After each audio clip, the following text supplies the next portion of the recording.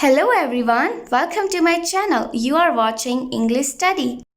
Hey everyone, it's me Shweta from English Study और आज हम सीखने जा रहे हैं 10 Advanced English Words. अगर आप सीखना चाहते हैं, stay with me. Research का मतलब होता है खोज या फिर अनुसंधान. Inquire into, attempt to find out in a systematically and scientific manner. जांच करना, व्यवस्थित और वैज्ञानिक तरीके से कुछ पता लगाने का प्रयास, उसे हम बोलते हैं रिसर्च. ओके, साइंटिफिकली और सिस्टमेटिकली तरीके से जब हम कुछ पता लगाने का प्रयास करते हैं तब हम वहाँ पर रिसर्च वर्ड का यूज़ कर सकते हैं.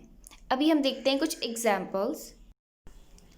He did a lot of research before buying his car.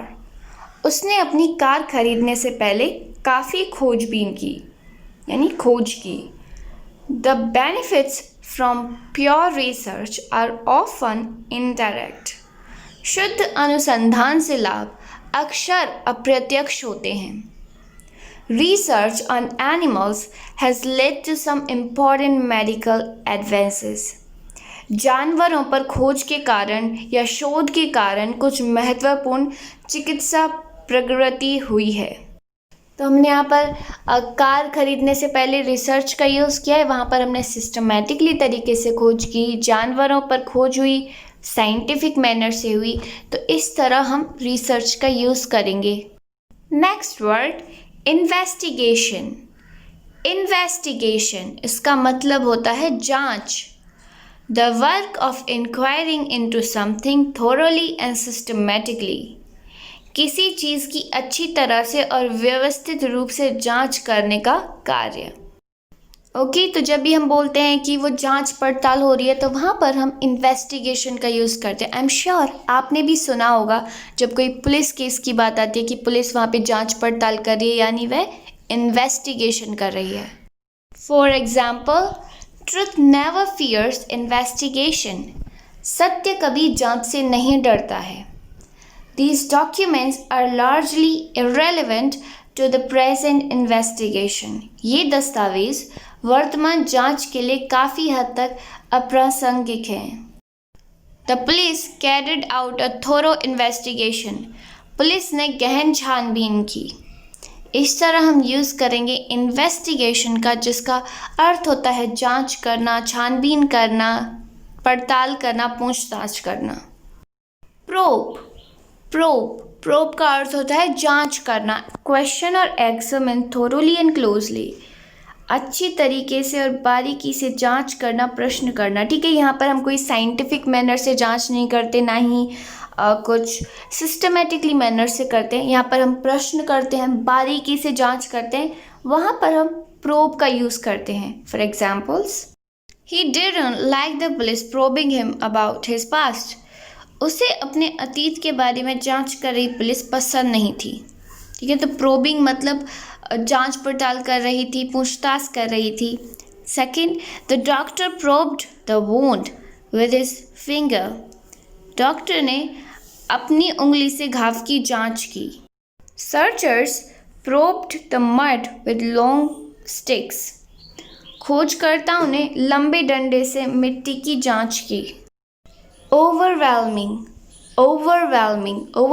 का मतलब होता है भारी, विशाल, बड़ा, वेरी इंटेंस, सो स्ट्रॉन्ग, यानी बहुत तीव्र हो, बहुत मजबूत हो. वहाँ पर हम ओवरवेलमिंग का यूज़ करते हैं. The diamonds were a bit overwhelming for daily wear, she admitted. उसने स्वीकार किया, हीरे दैनिक पहनने के लिए थोड़ा भारी थे. It is still an overwhelming idea. ये अभी भी एक बड़ा विचार है. It's just so overwhelming. I don't know how else to react. ये इतना भारी है, मुझे नहीं पता कि कैसे प्रतिक्रिया देनी चाहिए. ओके, तो इस तरह हम overwhelming का यूज़ करेंगे जब हम कहना चाहते हो बड़ा, विशाल, तीव्र, मजबूत. Okay, next word we have wonder का मतलब होता है आश्चर्य. Something that brings a feeling of amazement. कुछ जो विस्मय की भावना लाता है, जिससे हम देख के एकदम आश्चर्यचकित हो जाएं, ठीक है, वहाँ पर हम यूज़ करते हैं wonder. For example, no wonder Dev had been so upset. कोई आश्चर्य नहीं कि देव इतना परेशान हो गया था। Sometimes I wonder if he is honest. कभी कभी मुझे आश्चर्य होता है कि क्या वह ईमानदार है।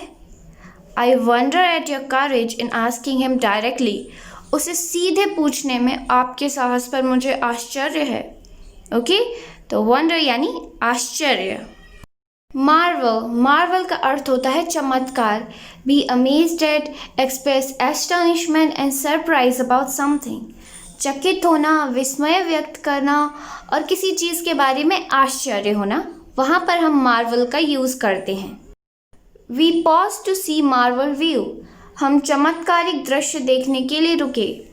It is a marvel that he escaped unhurt. ये चमत्कार है कि वह अचोट बच गया। The robot is a marvel of modern science. Robot आधुनिक विज्ञान का एक चमत्कार है। मार्वल यानी चमत्कार। Okay, next we have splendid. Splendid, splendid का मतलब होता है शानदार, वेरी गुड और ऑफ द हाईएस्ट क्वालिटी। बहुत अच्छा होना, उच्चतम गुणवत्ता का, ठीक है। स्प्लेंडेड का हम यूज़ वहीं करते हैं जब हमें कुछ बहुत अच्छा लगे या फिर जिसकी क्वालिटी बहुत हाई हो, तब हम वहाँ बोलते हैं शानदार, splendid. We have all had a splendid time.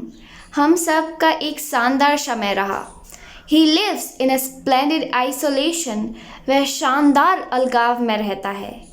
The staff are doing a splendid job. Staff शानदार काम कर रहे हैं। ओके, तो इस तरह हम splendid का यूज़ करेंगे जब कुछ बहुत अच्छा हो, हाईएस्ट क्वालिटी का हो, जब हम सच में कहना चाहते हो splendid, शानदार। ओके, तो ये है राइट यूज़ splendid का। Next we have grandeur. Grandeur यहाँ पर डी प्रोनाउंस नहीं होगा। इसका मतलब होता है भव्यता। The quality of being magnificent और स्प्लेंडेड और ग्रैंड। शानदार या भव्य होने की गुणवत्ता, ठीक है। तो जब हम भी बोलना चाहते हो कि कुछ शानदार है या फिर उससे भी अच्छा है, ठीक है, आपको कुछ ऐसा दिखा जिसके लिए स्प्लेंडेड भी छोटा शब्द है, तब बोल सकते हैं ग्रैंडर यानी भव्य, भव्य होने की गुणवत्ता। For example, no words can express the grandeur of that parade. कोई भी शब्द उस परेड की भव्यता को व्यक्त नहीं कर सकता। The grandeur of the great wall is unmatched. विशाल दीवार की भव्यता बेमिसाल है। अनमैच्ड यानी जिसका कोई मैच ना हो, और ग्रैंडर यानी भव्यता। Don't go getting delusions of grander.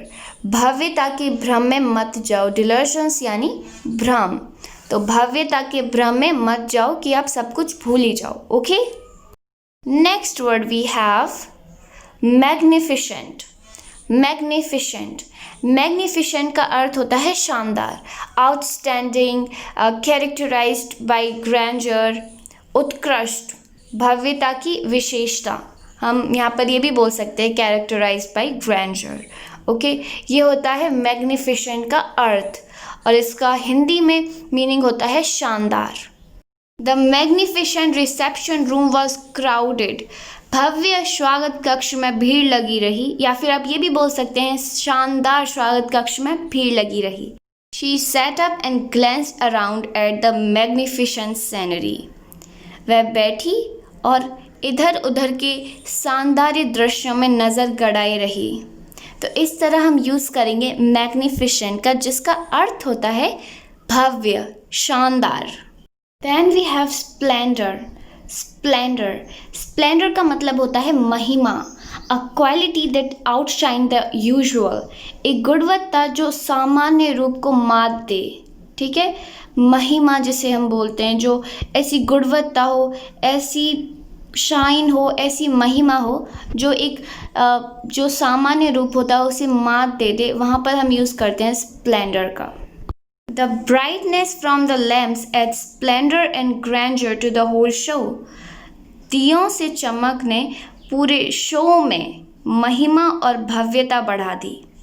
The palace has lost much of its original splendor. महल ने अपने मूल वैभव को बहुत खो दिया है. ओके तो इस तरह से हम स्प्लेंडर का यूज़ कर सकते हैं जिसका मतलब होता है महिमा वैभव. Okay Well, this is the end of the video. If you like, then hit the like button and subscribe my channel for more informative and interesting video like this.